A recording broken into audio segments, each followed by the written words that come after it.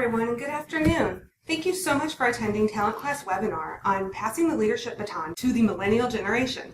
My name is Dina Kwasik, and I'm a member of the communications team here at TalentQuest. We're really excited to spend the next hour with you discussing what will be the largest generation by 2020. Before we get started, I do want to note just a few housekeeping items. After the presentation, we will have time for a brief question and answer session. If you have questions, please send them via the question box that appears at the top right of your screen. Also, after the webinar, we will forward a copy of the presentation as well as a recording to everyone's email address.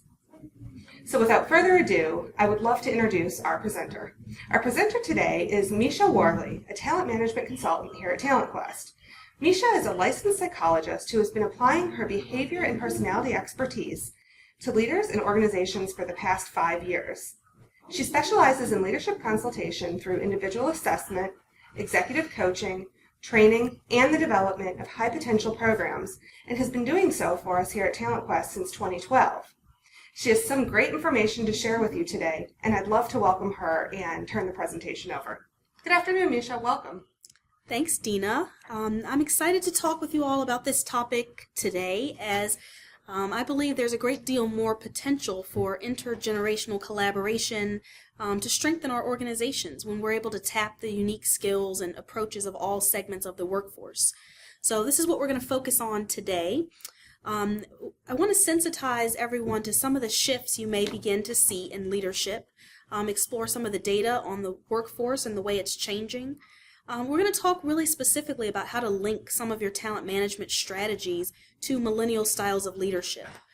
So we want to discuss some of the shifts that you're seeing from a cultural, economic, and technological standpoint that are sort of creating some of the new leadership styles that you're likely to see evolving over the next couple of decades. I want to spend a lot of time today talking about the myths and the legends. There's been a lot of mischaracterizations that have developed around this generation of millennial workers, and I want to talk about some of those and sort of spend some time reconceptualizing this generation of workers. We're going to look at a snapshot of millennial leadership, what that's likely to look like when this group of workers really fully matures, and then provide some specific tips for, again, aligning that talent management strategy with millennials.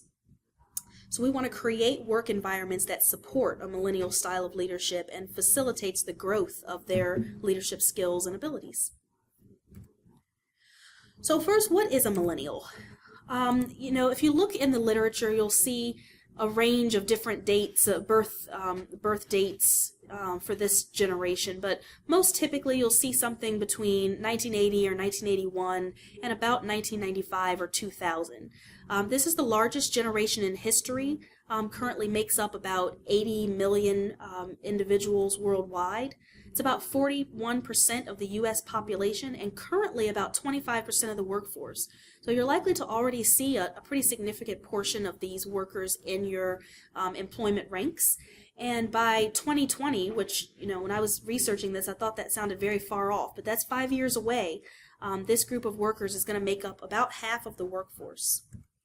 So as organizations go, about 68% of corporate recruiters say that it's difficult for their organizations to manage millennials. Why is this? I would venture to guess that it's due to a lot of gaps in understanding what motivates this group and how the workplace can shift and adapt. And we're talking about small adaptations, not monumental changes, but how can we adapt our workplaces to align with the kinds of styles that you might see in this generation? So that's the plan for today, to help clarify our understanding of this segment of the workforce and think about how we can sort of shift our rules of engagement on work approach and leadership to better utilize their skill sets. I do think that it's important to say up front that while we're going to talk fairly generally today about generational differences, millennials, like any category containing millions and billions of people, are diverse individuals.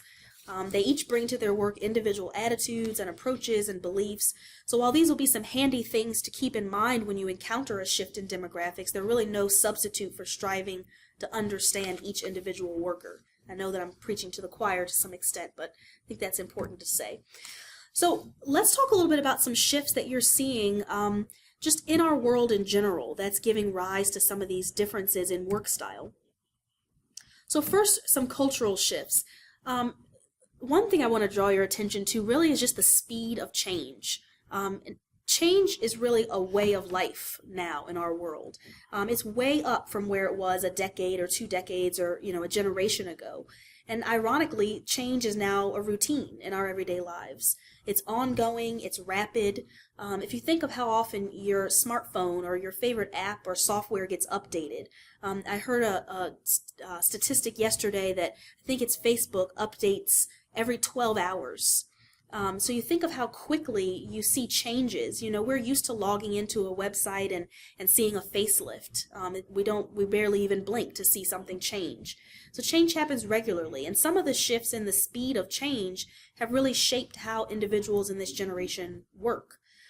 Millennial workers are a bit more used to change as a way of life, and they aren't as motivated by a sense of permanence as previous generations were.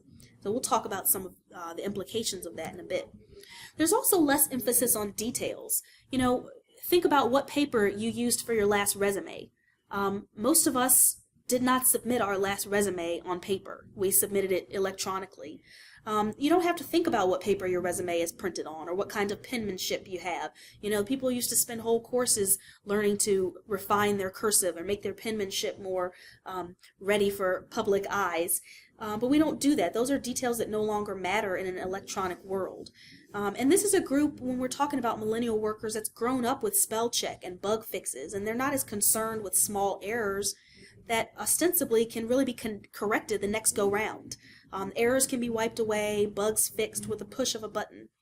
In our fast-paced world with technology available almost as an invisible extension of your own skill set, there's sort of a shift, you could argue, from a focus on style to really a focus on substance. How can I get out something substantive quickly rather than worrying about whether there's a typo or a bug that can be fixed later? And these are issues that really aggravate some older generations who really had pride in the way something was presented. Another set of shifts that I want to talk about are just some economic shifts.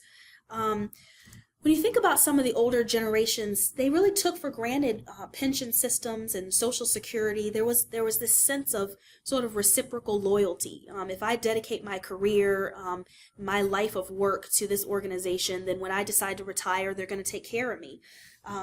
And pensions nowadays are like a needle in a haystack. If you find one, if you have one and you're listening, don't ask questions, just hang on to it.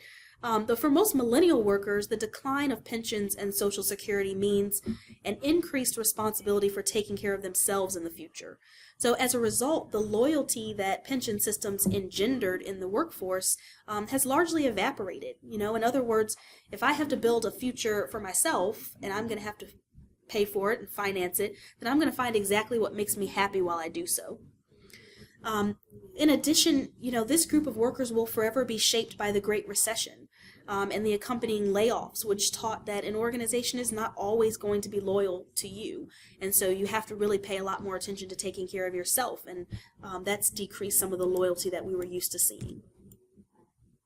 So then our biggest sort of section of shifts to discuss are some of the technological shifts that we're seeing, recently and that have evolved over the past decade or two. The first is the rise of telework capabilities.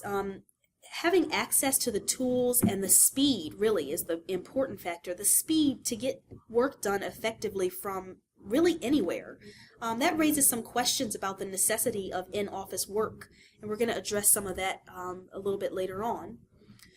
Also, ever greater access to knowledge and information. What you need to understand and become an expert in something is literally at your fingertips.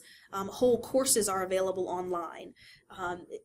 To pull in new information, new data, you've got all of that access available to you. 24/7 connectivity. Client and customer demands are 24/7, and there's often an expectation that if you can do work anywhere at any time, you should do work anywhere at any time. And that's another thing I want to talk more specifically about in terms of the implications for managing and motivating this group of workers. access to a diverse range of interests. You can learn about anything you want. You can follow anyone you want. You can follow experts. You can have conversations back and forth with a global leader on a certain subject matter via internet. There's digitally almost anything is available to you. You can communicate with people around the globe without leaving your couch, which opens up a range of perspectives, and it's made this millennial generation one that is really inclusive of a variety of different perspectives, and they're used to having a range of different opinions available to them on any given subject. And finally, as strange as it sounds, social media has really opened up our societal awareness of real-time feedback and immediate consequences and responses to our actions. When you think about, mistakes can go viral instantly. When a celebrity says the wrong thing, everyone knows about it within a matter of seconds or minutes. Consequences are swift. Within a 24-hour period of time, a celebrity could have said something, had it go viral, and lost all of their endorsements in a relatively brief period of time. And one of the things that this contributes to, which I think is really interesting, is a desire in this generation of workers for real-time, quick feedback in everyday life. So they're not just interested in this from a social perspective, but also from a professional perspective. So again, I think it's really important to consider some of the misconceptions that are present about this group of workers, and then to do some reconceptualizing. Hopefully at the end of this presentation you'll have some new ways of thinking about the skills and the approach of this group of workers. We want to think about some of the things that keep us from effectively engaging with this group, and what are the real trends in how millennials work, lead, and succeed that we can use to develop the types of programs and support to grow their leadership capabilities. Incidentally, this happens with every generation. Disparaging things are said during demographic shifts, and those tend to persist until that generation fully moves into the workplace and is able to demonstrate what they're really about. The same was true for Generation X, for example, who were largely considered cynical slackers, but who've really helped usher in the digital age as these millennials we're talking about have grown up.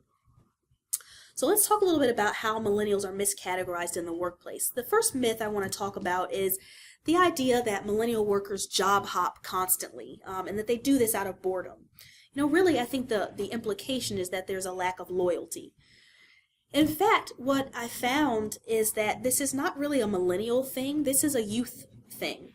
So the 2014 data for job changing actually matches the 1983 data for job changing for people of the same age band. So you'll see Generation X, people were complaining of the same thing. They're hopping jobs. It's really when younger workers tend to be less secure in their roles. They're earlier in their careers, and they tend to be more vigilant to opportunities to get into something stable where they feel valued. And so that accounts for some of the job hopping. When millennial workers do change jobs, the most likely reason is that they prioritize work that is meaningful over receiving a high salary. So most millennials won't commit to a life of misery just because they want to be well paid. In fact, half of millennials would rather have no job than a job they hate. Research on millennial workers is consistent in finding that this group desires work that has personal, community, and global meaning. So when millennial workers do leave a job, it's typically because it's not a good cultural fit. They're looking to link their work to the values that they hold dear and to causes that are important to them. And this pattern also plays out in their spending habits too. If you think of organizations like Tom's, where your purchase not only gets you a great pair of shoes, but then a pair are donated to people in need around the world. Meaning really means everything to this group. 75% of millennials have donated to a nonprofit, which really says a lot when you think about this is a group of workers that some are in their teens and most are in their 20s. 71% have raised money for a nonprofit, and 70% of millennials say that a firm's commitment to the community is a big factor in their employment decisions. So all of that being said, they do change jobs, most often because of cultural fit and meaning related to their work. But they're also quite capable of being committed, loyal employees, and they're really often looking for a workplace where they're treated as such. They want to be pulled into the fold early and treated as valued members of the team. So another myth is that millennial workers feel entitled to promotions. And in fact, millennials, to a greater extent than previous generations, really want to be developed. They want opportunities early on to demonstrate their skills and knowledge and to earn recognition. Now, promotions are one form of recognition, but let's be clear that this is not an issue of wanting to be given something they don't deserve. This is the idea that they want opportunities as early on as possible to prove that they deserve it. And I think this is one of the greatest areas of discord between the generations. Older generations tend to feel as though millennials aren't willing to pay their dues, while millennials are often frustrated by the arbitrary time frames that are put on career advancement opportunities in organizations. Why do I have to wait 2 years? Why do I have to wait 5 years? Tell me what it takes to be a leader and let me show that I can do that. Along with their desire for opportunities to build and demonstrate their skills, millennial workers really want to be coached. One study found that 56% of millennials crave coaching. This is a really important tool in their minds for career advancement and development. Now, here's one thing most millennial workers don't want, and that's authoritarian managers. Along with that, we talked about that those technological advances over the last 2 decades. Millennials tend to be very resourceful, and because of those advances, they have a great deal more access to information than previous generations starting out in the workforce. And so because millennials are the first generation that does not need access to an authority figure in order to get information, they tend to be much more comfortable finding data on their own. And so that makes them a lot less satisfied with management styles that create a dependency on direction from the top. So they need constant praise. This is one of the things you hear, or I hear certainly very often, consistently about millennial workers. And I think one of the greatest mischaracterizations of this group, I would really give this one a flat untrue. The fact is that what millennial workers really crave is feedback.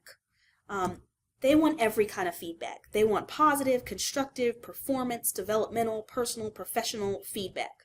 A few minutes ago we talked about the rapid growth in access to information available to this generation.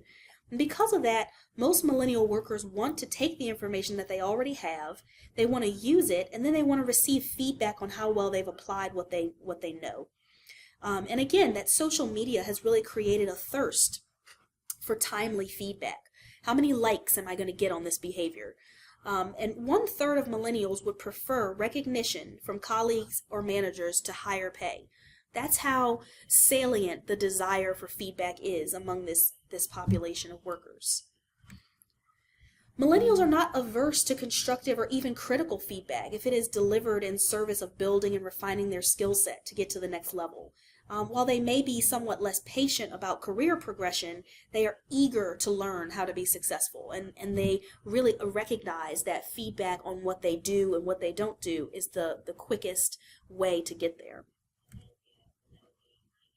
So another myth, not surprisingly, is that millennials are technology junkies. This is the first generation to grow up with technology in both the foreground and the background of everything they do. So millennial workers have always had technology available as a tool to them in achieving their goals. Most have had email their entire working lives. Access to the Microsoft Office suite has been commonplace in the preparation of their school and work products, and cell phones have been readily available to connect them instantly to the people and places they need. And in the foreground as well has been the rapid rise of technology and digital media as a social tool. Though all of this access to technology has had an impact on millennial workers, they also have a greater sensitivity to its uses and abuses than previous generations. Many millennials recognize the need for limits on their technology use, but are avid seekers of knowledge and see the value of technology as a tool for more efficiently and creatively achieving their organizational goals. What this means for the workplace, and what's the takeaway here, is that most millennials will really be frustrated by processes that remain cumbersome and lengthy despite the availability of technology that could streamline these processes. So if your expense reporting process is paper-based or requires 15 steps and 10 people to sign off, frankly, many of your workers are likely to be frustrated by that. But particularly millennials, when they're used to the efficiency of paying bills online, setting up appointments online, using 1 or 2 click apps to submit information, they're likely to be very frustrated and resistant to these types of processes. So this is something to pay attention to if there are platforms that exist out there to streamline the processes that you use. It's important to take a look at those. I will say that while there are many benefits to millennial facility with technology, this also represents a great ongoing opportunity in this group for growth and maturation. One of the issues I hear most frequently in my work with HR leaders and managers who work with millennials is a frustration with a lack of personal communication. So a tendency among this group to avoid the phone or in-person opportunities to communicate. Millennial workers tend to be more comfortable with electronic communication and can find the telephone and in-person really inefficient. Whereas older generations often believe that millennials don't pick up the phone or problem solve in person when that would be the preferred choice for getting something done quickly. And so the potential for miscommunication here is big. Obviously, miscommunication in electronic formats is much greater than it is in person. So this tension really provides an opportunity for kind of a multi-generational group of individuals to come together and kind of renegotiate the rules of engagement at work. This is a tension, and it's really the balance between electronic and in-person communication is really still being negotiated in most of today's workplaces. Okay, our next myth, they all want to work from home and bring their dogs to work. So one reality of the shifting trends in the workplace that we all see every day is that there is an increasing blurring of the lines with regard to work life and home life. Oftentimes there is no such thing as clocking in or clocking out. Client and customer demands are nonstop. They're 24/7, especially in a global economy. What is surprising, though, is that while Generation X often felt this as an imposition on their personal lives, millennials are much more likely to view this as an opportunity to live their lives in a more fluid and balanced way, taking care of some personal issues that can't wait as soon as they arise, even if it's during the workday, and then reciprocally making use of some late-night opportunities to get work done when they may have fewer distractions. This can be another source of intergenerational conflict. Many older generations view the number of hours you clocked in at the office this week as an important metric for how hard you've worked or how productive you've been. Whereas most millennials have really grown up with the notion that productive work can be done from anywhere. In fact, 69% of millennials believe that regular office attendance is unnecessary. I mean, that's kind of a mind-blowing statistic when you think about the way work has traditionally been carried out in our country. And further, millennials know that you can also be very unproductive sitting at your desk all day on Facebook. So there is something to this idea that work can be done much more flexibly with the tools that we have available to us. And most millennials appreciate having that flexibility in how they carry out their responsibilities.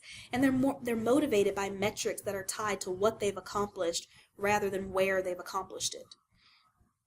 And part of the issue here really is reciprocity. Millennial workers recognize that in certain roles, in many instances, they'll be carrying out on-call work, required to spend time on the evenings or on weekends to polish up or deliver something critical to a customer or client or internally.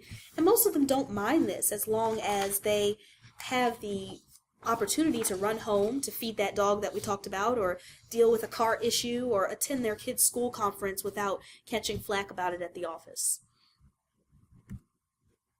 So let's take a look at a snapshot of millennial leadership. What can you expect from this generation as a group of leaders?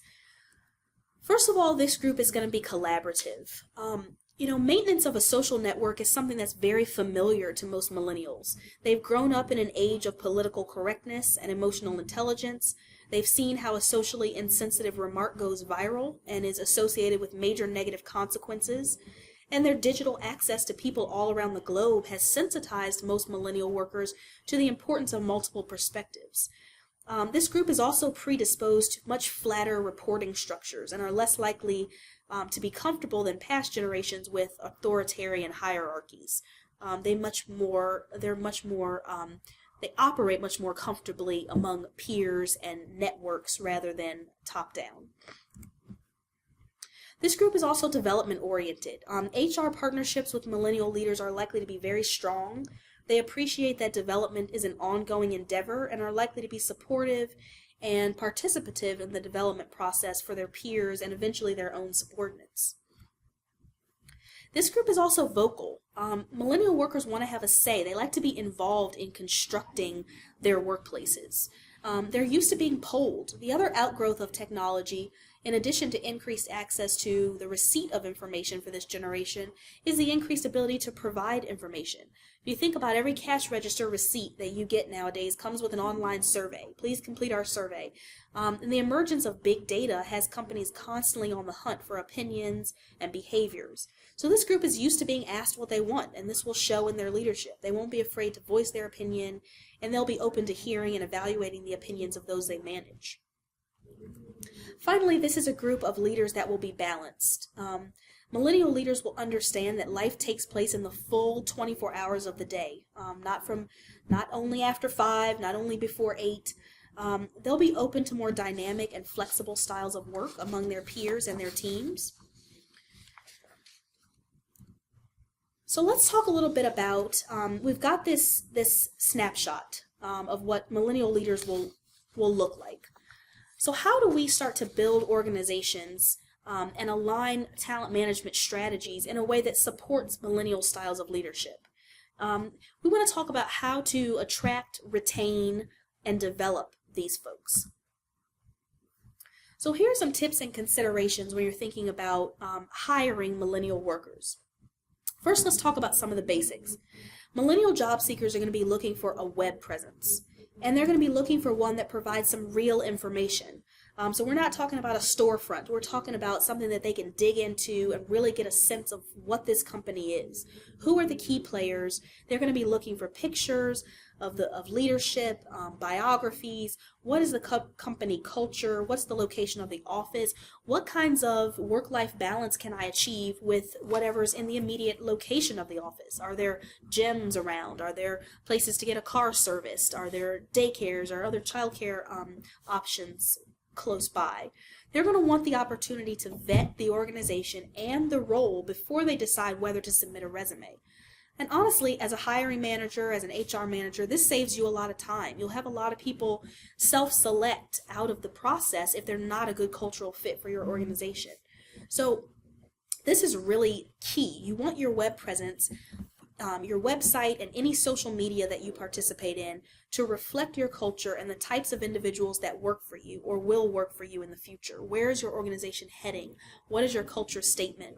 What is exciting about what's on the horizon for your organization? How do you give back to the community? Share some stories or make your organization come alive for this group. If it's realistic, creating a blended application procedure where technology can be used, to submit, but that access to a real person is available. Access to someone who can answer questions about the role, access to a culture ambassador. Again, the fewer poor fits that apply to your jobs, the more streamlined your processes will be. This group of workers is also going to want to know what their job is going to look like. What is a day in the life of someone performing my role? Preparing this information for them and helping them understand what the metrics will be that are associated with their role will make you a more attractive place to work. The expectations will be clear up front, and it will boost retention as well, since expectations will be clear before they even walk in the door on the first day. How much flexibility is built in from a work standpoint? How does the organization, again, participate in the community? Bring it to life for them. And then finally, early on, describing what the path forward from their role really looks like, what they can expect in terms of length in their role, how do leaders become leaders in this organization, having a really strong competency model, Really, again, helping them recognize from here, my next step would look like this, and these are the things I would need to do in order to get there. Most millennial workers are going to want this information. They want to know step 2 before they've even started step 1. So how about some ideas for motivating or retaining millennials? How do we keep them once we've got them? As a hiring manager or an HR manager, to be successful in motivating millennials, you really have to understand their roles. And this is going to help you in several different ways. First, you can really lay out the evaluation metrics and success criteria. There's nothing a millennial worker hates more than fuzzy expectations. They want to know, how do I best target my efforts to be successful, and how do I do that early on and quickly? So the better you understand their role, the role you're hiring them into, the better you can lay out the evaluation metrics and tell them what it takes to be successful. Also, when you understand the real nuts and bolts of their role, you're positioned to exploit the flexibility in how they execute their role, which is something that most millennial workers are looking for. Not everything has to be done sitting at a desk, but some things really do. And it's important to understand their role enough that you can explain, we really do need you in the office this period of time, this amount of time each week. Here's the reason why. Here's how it boosts your success. Here's how it boosts organizational success. So being really clear about how the job can be shaped flexibly, where there is and is not flexibility, will lead to increased efficiency in how they do the job, but also increased satisfaction that they've retained some bit of control over how they execute their role. And you can also help them feel much more secure in understanding the meaning of their cog in the system. So what does their role contribute to the organization? How do they add value? Being valued and connected is something that's really important to this group. Another strategy for retaining your valued millennial workers is to create affinity groups. These are groups in an organization with similar passions who meet to support each other and to potentially target their efforts toward particular goals like a change initiative or increasing diversity, a particular project in the company or in the community. Provide a targeted goal or ask them to develop a targeted goal, and ask those who feel passionate about that particular thing to join. This also creates some kind of subgroups for connection, and they don't all have to be millennials. These can be multi-generational groups that come together to sort of be a part of something bigger. A third retention strategy is to provide access to high potential programs from the start. And this is not only a retention tool, but a development tool as well. Provide access to programs that put these young workers on the path to management and leadership from early on. The invitation to this type of program is likely to be very motivational, and participation in the program serves as reinforcement of the fact that they've been valued, that they've been recognized, and it builds their skills, which is important in a workforce who's looking to move forward at a much faster pace than previous generations. One thing you can do is even to create stratified high potential programs that are targeted to early, mid-level, and more experienced workers. So that enables these folks to stay engaged in leadership development systematically as they move up the ranks. And then as I was putting this together, I was thinking, tie their work to something meaningful. And I thought, well, that sounds so artificial. Better yet, make the work something meaningful. I think the best influence this generation has to offer is that they will help galvanize and move organizations to make an impact in the world. And you want to retain millennials, don't fight their good intentions. Create groups inside the organization that allow ideas about making the work meaningful or giving back to become part of the work rather than a distraction to it. And finally, remember that this is a group that likes to voice their opinions. Ask them what benefits they'd like to see. Ask them what would make life more fluid between work and home. What would create balance, additional balance for them. See what they think about how they would best effectively blend their work and outside lives. So when we're talking about developing millennial workers, there's a variety of strategies. First of all, train them. This is a group who wants to lead. Teach them how to lead. Take those raw materials that they come in with and teach them how to use those for leadership. develop early on their ability to effectively provide and accept feedback. One of the things that I do a lot is providing difficult feedback to leaders, be it 360 feedback, personality feedback, or more general workplace skills and style feedback. One of the things I've found to be true is that often the people who crave feedback the most don't really know how to receive it, what to do with it, or how to provide it to other people. So as leaders who really want to set the tone for feedback cultures, these will be skills to build early. Training on feedback effectively will be very motivational for this group as well, as it's a concrete skill that they can put into practice immediately. While we're on the topic of feedback, though, I think one thing that organizations need to do better in targeting feedback to millennial workers is just to provide it more often. Gone are the days of annual feedback. Consider the idea of drive-by feedback. So rather than waiting until performance review time or even quarterly if you've gotten that sophisticated, consider providing feedback regularly in 2-minute sound bites. Think about delivering a feedback tweet, 140 characters. Use a format like, tell them what the situation was, what the behavior is that you observed, what was the impact it had, and then a direction for the future. So for instance, during the meeting the other day, I saw the way you stepped up and provided data about the recent sales trends you've observed. It kept the conversation on track, it saved us time, and I think everyone appreciated that you were paying attention to these trends.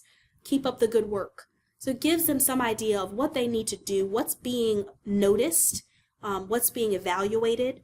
This kind of gives them a direction to continue or to change. And you can provide all kinds of feedback in that kind of format. Positive, performance, constructive, critical, it can all be provided that way. And another idea about feedback is really to make multiple formats available. For instance, using mini 360s. So creating a few questions that are relevant to an individual's role that can be sent out and rated by their peers, their managers, their customers, and they can get some feedback, which keeps the feedback process alive throughout the year and reduces hurdles. So they don't have to go ask this person, go ask that person, automate those processes. And the more feedback they give and receive, the stronger their skills will be and the stronger their ability to develop a feedback culture. Okay, so I'll get off the feedback soapbox, but I love feedback, so reach out for more information on this if this is something that you're interested in. But because millennial workers come into organizations with so much more knowledge these days, they tend to want to accelerate the promotion process, which means that we end up with younger workers in bigger roles. And the downside to this is that the traditional maturation process in terms of years that used to lead to more mature workers in management roles has sort of been thwarted. So to make up for that, managers and HR folks who work with millennials need to find new ways to develop management and leadership skills in a faster and more targeted way. One way to do this is to give special assignments, special projects that are designed to expose these young leaders to new skills in a specific and time-limited and defined way. So providing an opportunity to lead a project team or a small initiative within the company over a 6-month time frame gives them access to a situation where they can demonstrate some specific skills, they can learn to guide others, and potentially be recognized at the end of a project. Millennial workers will also likely appreciate having ongoing access to informal coaching and formal coaching as they learn in their roles. This is a group that really wants to be able to vet their knowledge in a safe place that shields them somewhat as they build the necessary leadership skills to be successful. As a coach of millennials, I spend a lot of time helping them understand, what does leadership really mean specifically in this organization? And what are the success criteria? What are the specific skills you need to be developing in order to be that kind of leader? And so we spend time practicing those skills and designing experiments to demonstrate leadership, which is a strategy that really helps them, it gives them a forum for feedback and gives them some really targeted things to work on.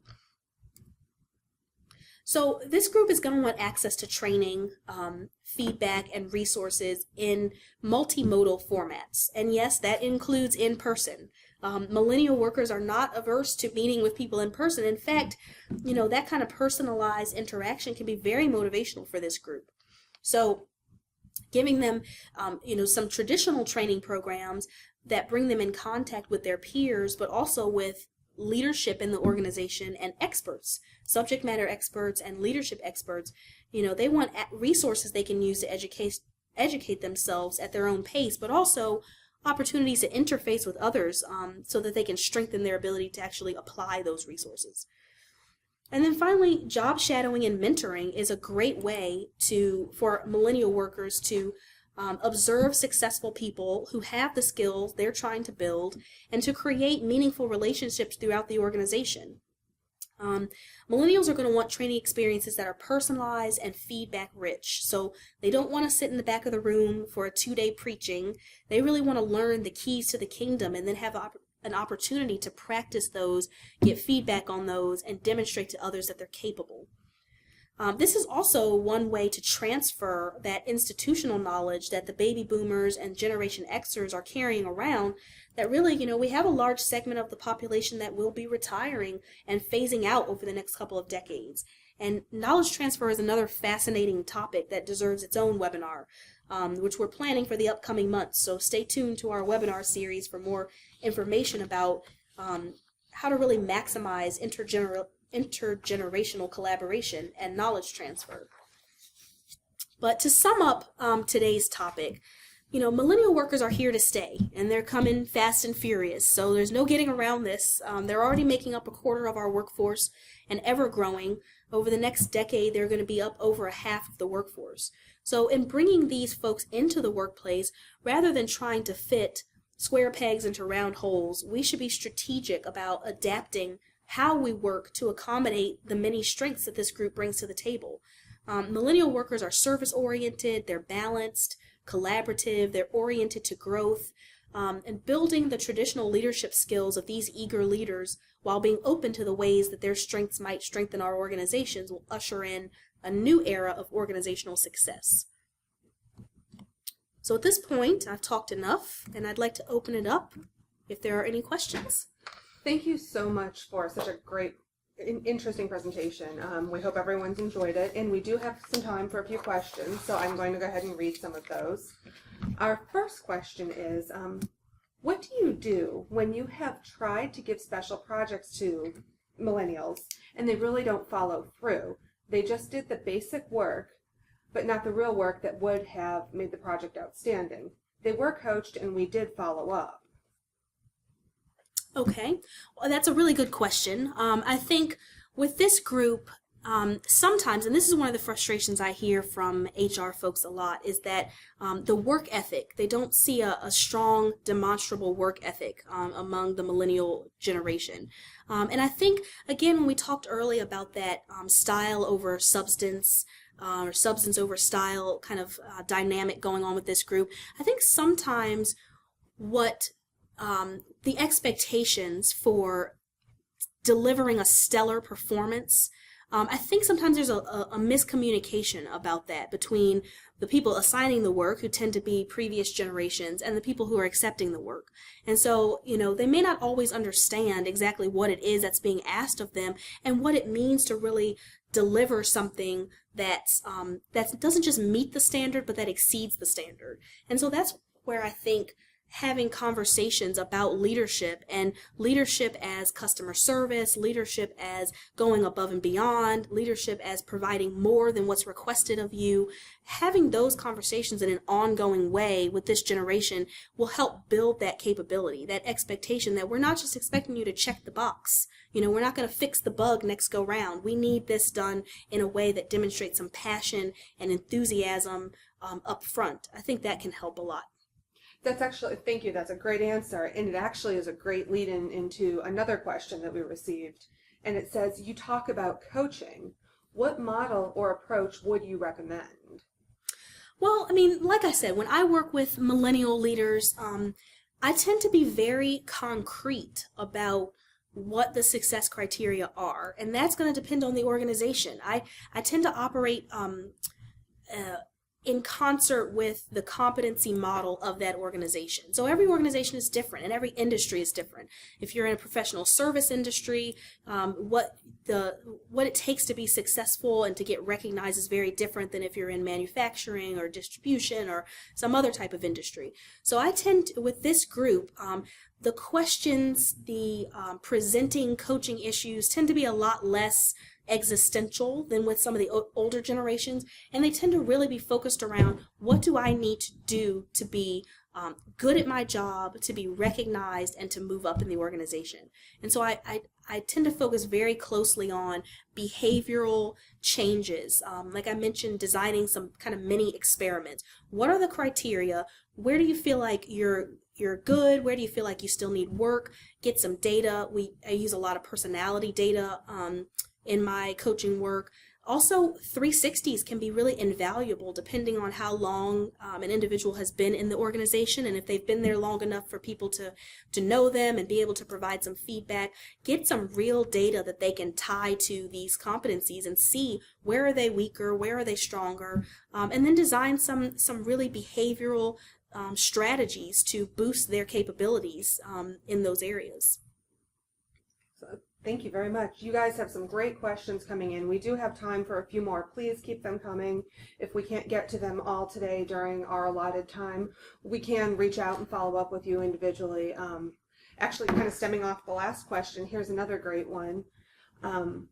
What are some strategies for getting millennials to think more solution-oriented rather than simply complaining about what management is not doing? Mm-hmm.